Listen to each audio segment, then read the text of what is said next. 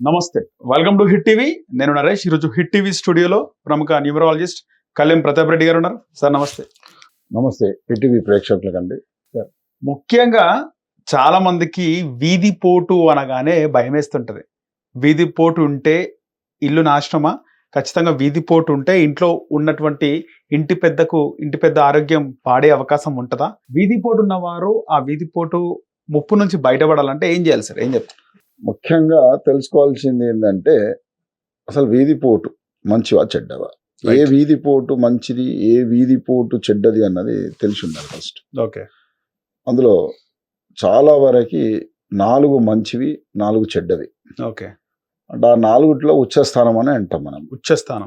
ఉచ్చస్థానంలో ఏది ఉన్నా ఎక్కడైనా, అది దక్షిణ భాగం కానీ, పడమట భాగంలో కానీ, ఉత్తరంలో కానీ, తూర్పులో కానీ, ఉచ్చస్థానంలో ఉన్నటువంటి ఉచ్చ నీచ స్థానం, అందులో ఉచ్చలో ఈశాన్య భాగము, ఉచ్చలో తూర్పు, ఉచ్చలో ఈశాన్య భాగము, దక్షిణ ఉచ్చలో దక్షిణ ఆగ్నేయ భాగము, అదేవిధంగా పడమట ఉచ్చలో ఉచ్చ నీచ అనేది తెలుసుకుంటే 4 భాగాలు చేసినప్పుడు ఆ భాగాలలో మంచి స్థానంలో తగిలితే మంచిది.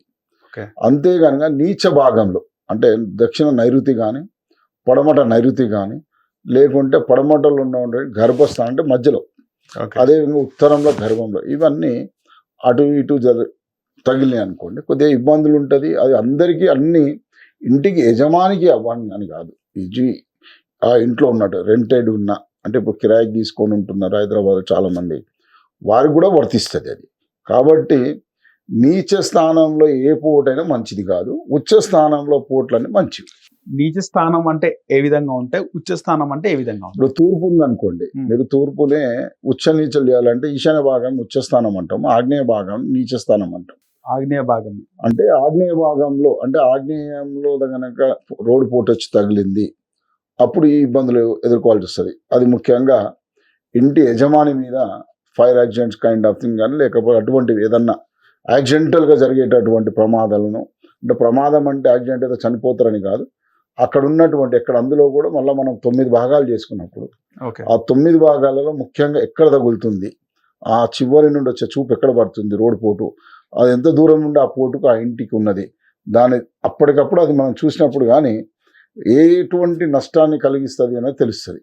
నార్మల్గా ఒక వీధిలో చూసినప్పుడు ఆ వీధి ఎంటర్ అయిన తర్వాత 4వ ఇల్లు 5వ ఇల్లు కొంచెం బయటకు ఉంటుంది, అది వీధి పోటు తగులుతుంది, వాళ్ళ కాంపౌండ్ వాళ్ళు లేకపోతే వాళ్ళ గోడ 4 ఇల్లు లోపలికి ఉన్నాయి, 5 ఇల్లు బయటకు ఉంది, ఈ వీధి పోటు ఆ గోడకు తాకుతుంది అంటారు. నిజమేనా సార్? తాకుతుందా? 100% అది చెప్పేది ఏంటంటే ఈ రోజులలో అవకాశమే లేదు. ఎందుకంటే 90% హైదరాబాద్ తెలంగాణ అని కాదు, లేకుంటే ఆంధ్ర తెలంగాణ అని కాదు, అంతటా అన్ని భాగాలలో ప్లాంటర్ బాక్స్ కట్టేస్తున్నాం అందరం. ఓకే. ఈ ప్లాంటర్ బాక్స్ ఏం చేస్తుందంటే అందరికి సమానంగా కట్టుకుంటున్నారు, కాబట్టి అటువంటి అవకాశాలు ఉండేది చాలా తక్కువ. ప్లాంటర్ బాక్స్ లేని కాడ, లేకుంటే ప్లాంటర్ బాక్స్ బయటకు వచ్చిందా, అది మనం ఇప్పుడు కొన్ని 2 ఇంచులు 6 ఇంచులు కొంచెం వెనుక ముందు కట్టుకుంటారు. ఆ కట్టుకున్న దాంట్లో కూడా మన వాళ్ళు ఏం చేస్తున్నారంటే అందరూ ఒక 5 ఫీట్లు ర్యాంప్ వేస్తారు రోడ్డు మీదకి.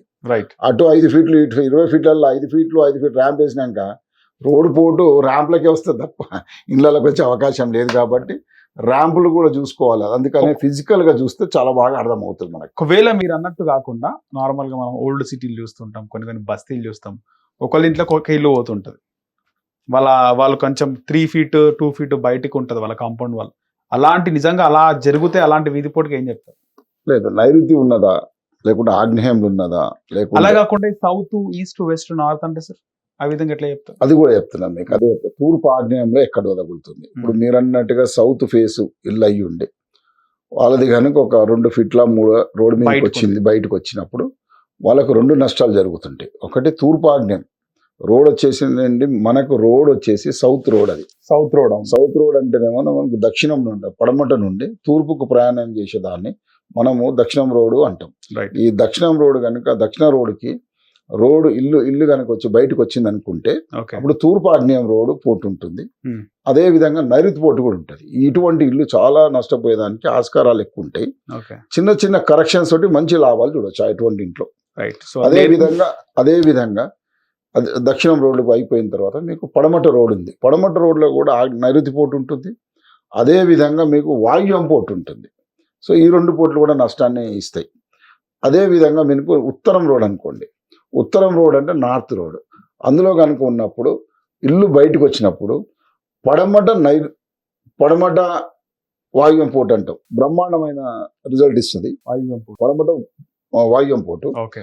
అట్లానే తూర్పు ఈశాన్య పోర్టు వస్తుంది దానికి. ఈ 2 కూడా మంచి ఫలితాలను ఇస్తుంది.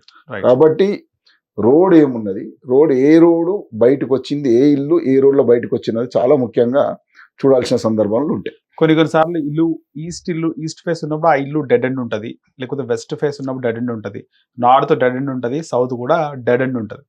వెస్ట్ ఫేస్ ఇల్లుకి వీధి పోటు ఉంటే అదృష్టం అని అంటారు కొంతమంది. నిజమేనా సార్ అది? ఇందాక మనం మాట్లాడినట్టు పడమట వాయువ్యం పోటు చాలా బ్రహ్మాండమైన రిజల్ట్ ఇస్తుంది. అదే వీధి అంతం ఎక్కడున్నది కూడా మీరు ఇందాక అడిగినట్టుగా వీధి అంతం అంటే రోడ్డు డెడ్ ఎండ్, వీధి అంతం, దాని వీధి అంతం ఎక్కడ డెడ్ అయ్యింది అంటే ఇప్పుడు తూర్పు ఫేస్ ఇల్లు అనుకుంటే అటు రోడ్డు గనక దక్షిణంకి వెళ్ళి వచ్చి ఉత్తరంలో ఆగిపోయింది అనుకో, అది నష్టాలను క్రియేట్ చేస్తుంది. ఓకే. ముఖ్యంగా ఇవాళ రేపు మనము గేటెడ్ కమ్యూనిటీలోనే చూస్తాం అటువంటివి. సో 1 వే ట్రాఫిక్, లైఫ్ కూడా 1 వే ట్రాఫికే ఉంటుంది. సో గ్రోత్ ఆగిపోతుంది అక్కడ. ఎక్కడైతే ఇప్పుడు వీధి అంతం ఎక్కడ అవుతుంది అన్నది చాలా ముఖ్యమైనది. అదే విధంగా మీరు ఇదే తూర్పు రోడ్డు దక్షిణంలో డెడ్ మంచిదే, చాలా మంచిది, నష్టం ఏం చేయదు. ఎందుకంటే మనిషి ఇంట్లో నుండి యజమాని వెళ్ళేటప్పుడు ఉత్తరానికి నడుస్తాడు. ఎప్పుడైతే తూర్పు రోడ్డు పోయి గనక దక్షిణంలో ఎండ్ అవుతే నడక మాత్రం ఉత్తరానికి అవుతుంది. కాబట్టి అది మంచిది. అదే విధంగా ఎక్కడ డెడ్ ఎండ్ అవుతుంది, ఎక్కడ వీధి అంతం అవుతుంది అన్నది మనం చూసుకోవాల్సిన సందర్భం చాలా ఇంపార్టెంట్. రైట్ సార్, ధన్యవాదాలు.